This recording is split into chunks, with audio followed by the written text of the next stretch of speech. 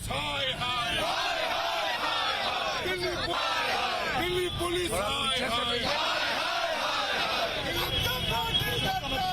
Police को आगे चलता है अमित शाह हाय हाय दिल्ली पुलिस मुर्दाबाद मुर्दाबाद मुर्दाबाद दिल्ली पुलिस मुर्दाबाद मुर्दाबाद मुर्दाबाद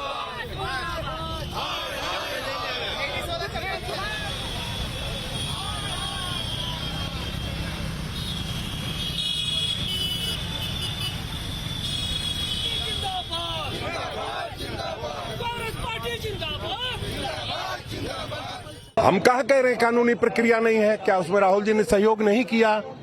सहयोग किया ना, लेकिन आप अचानक से इतनी बड़ी तादाद में पुलिस लेकर के आते हैं, माने कोई अपराधी को पकड़ने जा रहे हैं। आप इतने बड़े रैंक के अफसर अगर जा रहे हैं उनके घर पे, तो उनको जाकर के तरीके से आपको बात करनी चाहिए। वो क्या भाग जाते हैं वहां से? क्या आप पकड़ने की क्षमता रखते हैं उनको? क्या आपके पास कोई वारंट था? तो आप जो है सिर्फ अडानी मुद्दे से ध्यान भटकाने के लिए, अडानी जी को बचाने के लिए आप इस तरह की कार्रवाई कर रहे हैं। 45 दिन हो गए, लगातार राहुल जी संसद में बयान देते रहे, बहुत सारी बातें होती रही। जब कश्मीर से आदरणीय राहुल गांधी जी लौटे, उसके दूसरे दिन पूछताछ होनी चाहिए थी, अगर वो सीरियस है तो।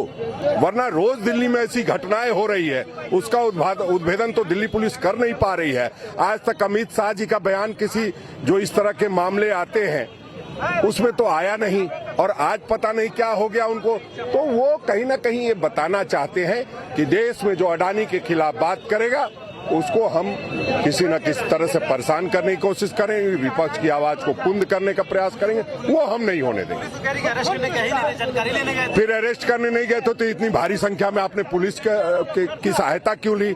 अगर आपको पूछताछ करनी है, 2-3 पुलिस वाले काफी होते हैं, ऐसा थोड़ा है कि नहीं होते हैं।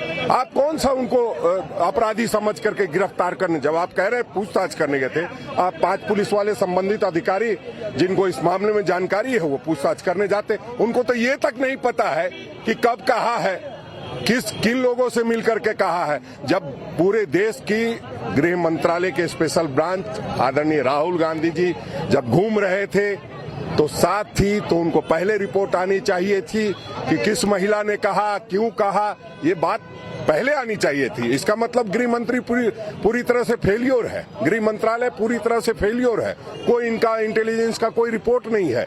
तब जाकर के 45 दिन के बाद उनको होश आती है और उनको ये लगता है कि अब अडानी जी खतरे में है, तो इस तरह की कार्रवाई करते हैं। अगर आप सब कुछ जानते तो समझते होंगे कि एक सांकेतिक धमकी था ये, राहुल गांधी को नहीं पूरे देश के लोगों को ये बताना चाहते हैं कि जो भी मोदी और इनकी नीतियों के खिलाफ आवाज उठाकर उसको ये पार्टी दबाने का काम करेगी। बीबीसी ने जब डॉक्यूमेंट्री चलाया तो बीबीसी के दफ्तर पर इन्होंने रेड मार दिया। आप देखिए कि राजनीतिक स्तर क्या हो गया, किस तरीके से संस्कारी संस्थानों को लोगों को डराने में इस्तेमाल किया जा रहा है। ये संदेश देना चाहते थे कि ये तो राहुल गांधी है, जब इनको हम नहीं छोड़ रहे तो ये छोटे मोटे लोग क्या समझेंगे। लेकिन ये देश की वही जनता है जिन्होंने अंग्रेजों को खदेड़ा था यहाँ से।